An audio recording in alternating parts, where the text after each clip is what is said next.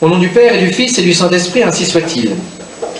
Eh bien, chers frères, en cette fête de la Toussaint, nous tournons notre regard vers le ciel pour fêter tous les saints d'une manière collective. Tous ceux que nous fêtons déjà dans l'année, tous ceux que nous ne pouvons pas fêter, tous ceux que nous ne connaissons pas. Tous les élus récompensés par Dieu dans l'éternité.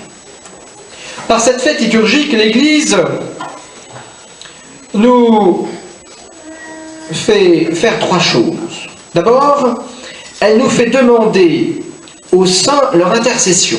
Et comme on les fête d'une manière globale, nous pouvons compter sur une aide particulièrement efficace en ce jour de la part des saints. Le texte de la collecte nous le dit, puisque le nombre de nos avocats se trouve ainsi multiplié, accordez-nous généreusement le pardon tant désiré. L'Église également, par cette fête liturgique, nous fait louer Dieu pour toutes ces grâces qu'il a répandues sur les hommes et sur les âmes saintes. Et c'est un petit peu le sens de cette fin du passage de l'Apocalypse que nous avons lu dans la lecture d'aujourd'hui. Tous ces saints réunis au ciel qui chantent autour du trône de Dieu la bénédiction, la gloire, la sagesse, l'action de grâce, l'honneur, la puissance et la force à notre Dieu pour les siècles et des siècles. Mais l'Église également nous invite à suivre l'exemple des saints et à penser à notre propre sanctification. Et cela, c'est en particulier l'évangile d'aujourd'hui, le début du sermon sur la montagne, les 8 béatitudes. C'est le code de notre sainteté. Au-delà des commandements, il y a ces béatitudes qui nous conforment parfaitement à l'esprit de l'évangile. À nous de les lire, à nous de les méditer, à nous de nous y conformer. Et l'Église veut que nous soyons des saints, que nous pensions à notre sanctification, parce que tout simplement c'est le désir du bon Dieu. Saint Paul nous le rappelle dans son épître aux Thessaloniciens, la volonté de Dieu est que vous soyez saints. Ce n'est pas un désir, non, c'est la volonté de Dieu. Dieu veut que chacun nous soyons saints, tous nous soyons saints. Alors, pour nous aider un peu dans cette recherche de la sainteté, nous pouvons examiner en ce jour en quoi consiste la sainteté. Qu'est-ce que c'est que, essentiellement, principalement, devenir petit à petit un saint? En quoi consiste la perfection chrétienne? Alors peut-être que nous pourrions répondre, la perfection chrétienne, quand on lit la vie des saints, cela consiste à faire des pénitences extraordinaires, à s'infliger des mortifications effroyables, à jeûner de manière prolongée, à utiliser force, air et discipline. Ou d'autres pourront dire, non, non, la sainteté, essentiellement, ce n'est pas cela. La sainteté, essentiellement, c'est la dévotion, c'est la piété. Il faut donc multiplier les dévotions, les temps de prière, les pratiques de piété qui nous recouvrent petit à petit sous forme de strates successives. Ou d'autres encore pourront dire, non, la sainteté, c'est de faire des choses extraordinaires. Et quand nous lisons la vie d'un saint, nous voyons qu'il est saint parce qu'il accomplit des miracles, parce qu'il a connu des extases, des lévitations, et qu'il avait des dons charismatiques. Voilà un vrai saint, un saint authentique, sinon il n'y a pas de sainteté. Eh bien, l'essence de la perfection chrétienne, de la sainteté, ne réside pas en cela. Bien sûr, si l'on veut être saint, il est nécessaire de faire pénitence. Il est nécessaire d'avoir une vie de prière, et parfois, mais parfois seulement, la sainteté peut s'accompagner de phénomènes extraordinaires. Mais là n'est pas l'essentiel. L'essentiel, c'est la charité. L'essentiel de notre perfection chrétienne, c'est la vie de charité. Saint Thomas nous l'enseigne lorsqu'il parle justement des états de perfection. Il nous dit, par soi et essentiellement, la perfection chrétienne consiste dans la vie de charité, d'abord selon l'amour de Dieu, et ensuite selon l'amour du prochain. À noter que cette vie de charité, essentielle de notre perfection chrétienne, c'est une vie de charité surnaturelle. Il s'agit d'un amour surnaturel. Dans son objet, Dieu, par exemple, que nous aimons, c'est le Dieu de la révélation. C'est la Sainte Trinité, le Père, le Fils et le Saint-Esprit. Ce n'est pas une vague déité conçu par notre esprit. Dans son motif, si nous aimons Dieu, c'est parce qu'il est infiniment bon et infiniment aimable, qui nous a créés, qui nous a rachetés. Et dans son principe, nous aimons Dieu avec notre volonté, perfectionnée par la vertu théologale de charité et aidée régulièrement par des grâces actuelles. Nous voyons donc que cet amour de Dieu et cet amour du prochain est surnaturel. Il est loin de la sensiblerie humanitaire. Nous voyons que la sainteté catholique n'est pas la sainteté cathodique, si vous me permettez cette paronomase. Et nous avons des exemples, et nous avons eu récemment un exemple de sainteté cathodique, une brave religieuse, morte dans une grande vieillesse, qui a été encensée par les médias, c'est rare qu'ils fassent cela pour des catholiques, qui a été canonisée, on pourrait dire, par les médias, mais ce qu'ils mettaient en avant chez cette sœur, ce n'était pas tellement l'amour surnaturel, mais plus l'amour humain. Espérons qu'elle ait eu aussi cet amour surnaturel, bien évidemment. C'est donc la charité qui est le fondement de la sainteté et de la perfection chrétienne. Il suffit, pour nous en convaincre, d'ouvrir la Sainte Écriture. Oui, ce qui domine et résume toute la loi, c'est le grand précepte de la charité. Et un spécialiste de la loi qui posait cette question à notre Seigneur, « Que dois-je faire pour avoir la vie éternelle ?» Se voir retourner sa question, « Toi qui es un spécialiste, qu'en sais-tu » Et cet homme cite tout simplement un passage du Deutéronome. « Tu aimeras le Seigneur ton Dieu de tout ton cœur, de toute ton âme, de toutes tes forces, de tout ton esprit et ton prochain comme toi-même. » Oui, cela est bien le résumé de toute la loi chrétienne. Saint Paul nous l'enseigne également dans son épître aux Colossiens.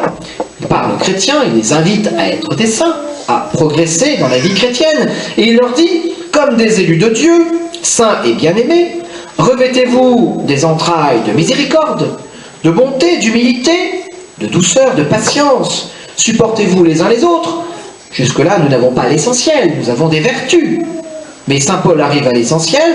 Mais par-dessus toutes ces choses, revêtez-vous de la charité, qui est le lien de la perfection. Donc au-dessus des autres vertus chrétiennes, il y a la vertu de charité, et celle-ci est bien le lien de la perfection. Sans cette charité, les autres vertus, semble-t-il, ne servent à rien. Et saint Jean nous donne la réponse dans son épître, Deus caritas est, Dieu est charité. Si nous voulons nous approcher de Dieu, il nous faut ressembler à Dieu et donc pratiquer la charité. Si nous essayons de réfléchir un peu sur ce primat de la charité, sur ce fondement de la perfection chrétienne qu'est la charité, nous voyons bien que c'est logique. Notre perfection consiste à atteindre notre fin, ou nous approcher le plus possible de notre fin.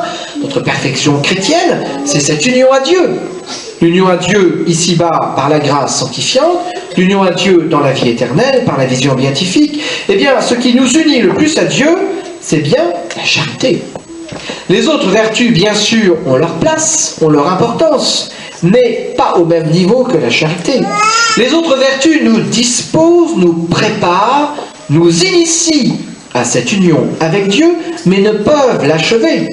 Les vertus morales, principalement les 4 vertus cardinales, la prudence, la justice, la force et la tempérance, ne nous unissent pas directement à Dieu, elles règlent notre agir humain, elles nous maintiennent dans l'ordre afin de nous disposer à cette union. Il faut régler notre agir pour que nous puissions adhérer à Dieu par la charité. C'est ce que font les vertus morales. Les vertus théologales, autres que la charité, c'est-à-dire la foi et l'espérance, nous unissent bien directement à Dieu, mais de manière incomplète. La foi nous unit à Dieu en tant qu'il est la vérité infaillible.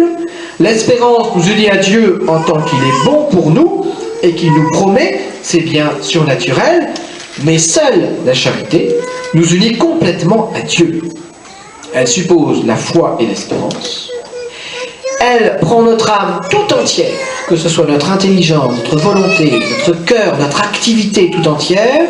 Elle exclut le péché mortel, qui est l'ennemi de Dieu, et nous fait jouir de l'amitié divine. On peut avoir la foi en n'ayant pas gardé cette amitié divine, en ayant péché mortellement contre Dieu. Par contre, la charité, c'est impossible.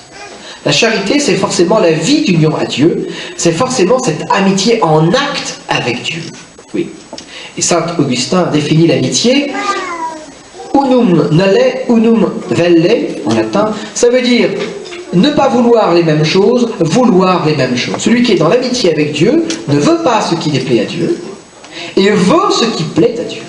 Sa volonté est parfaitement soumise à la volonté de Dieu. C'est une union de l'esprit, de la volonté du cœur et de toutes nos forces actives. Voilà, mes bien chers frères, un petit peu ce qui constitue l'essentiel de notre sainteté. Si nous voulons grandir dans la sainteté, grandissons dans la charité, qui est le sommet des vertus chrétiennes, qui est la synthèse de toutes les vertus chrétiennes et qui est aussi l'âme de toutes les vertus chrétiennes. Nous pouvons parfois accomplir des actes qui sont bons, mais pour d'autres motifs que la charité, parce que nous avons peur du regard des autres, alors nous nous conduisons bien extérieurement, parce que c'est une habitude. Il y a une sorte de force de la société qui nous pousse quand même à respecter certaines règles. Mais voyez, ces actes ne sont pas aussi bons que d'autres accomplis avec amour pour Dieu. Et il y a un petit acte bon, accompli avec un grand amour pour Dieu et le prochain, avec un grand degré de charité, vaut mieux qu'un acte plus difficile peut-être, qui est accompli avec moins de charité.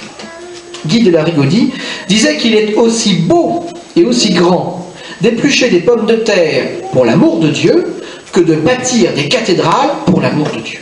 Parce que ce qui compte, c'est la charité que nous mettons dans chacune de nos actions. Voilà vraiment le secret de la sainteté. Ce n'est pas de faire des choses extraordinaires, mais c'est de faire les choses les plus ordinaires d'une manière extraordinaire avec un grand degré d'amour de Dieu. Alors mes bien chers frères, ayons ce désir de la sainteté. Je citerai comme exemple de désir de la sainteté Saint Dominique Savio, qui est mort à 15 ans et qui était déjà à cet âge-là un grand saint. Il est vrai formé à l'école de Saint Jean Bosco. Et Saint Dominique Savio avait écouté un jour un sermon à l'école de Saint Jean Bosco sur la sainteté, car Saint Jean Bosco prêchait sur la sainteté, il faisait prêcher sur la sainteté, et il avait conçu ce grand désir d'être un saint. Et Saint Jean Bosco va l'éclairer petit à petit sur ce désir d'être un saint. Il va lui faire comprendre que la sainteté, c'est le devoir d'État bien accompli, et que la sainteté, c'est aussi la joie chrétienne. Il n'y a pas de sainteté, une sorte de mélancolie spirituelle, cela n'existe pas. Un saint triste est un triste saint. Mais ce désir va prendre Saint Dominique Savio et va grandir avec lui. Et à une autre occasion, je crois le directeur spirituel d'une classe de l'école de Saint Jean Bosco avait demandé à ses élèves de lui demander une chose qui leur ferait plaisir sur un petit bout de papier. Qu'est-ce qui vous ferait plaisir à l'occasion d'une fête sans doute? Et si je peux, eh bien, j'essaierai de vous l'obtenir. Alors c'est peut-être une gâterie, c'est peut-être un petit objet. Et Saint Dominique Savio va demander à son directeur spirituel la sainteté. C'est ce qu'il va demander. Faites de moi un saint. Voilà ce qui importait à Saint Dominique Savio. Eh bien, à nous aussi, c'est ce qui doit nous importer. Demandons à tous les saints et à la Reine des Saints, la Sainte Vierge, ce grand désir de la sainteté et de la charité. Au nom du Père et du Fils et du Saint-Esprit, ainsi soit-il.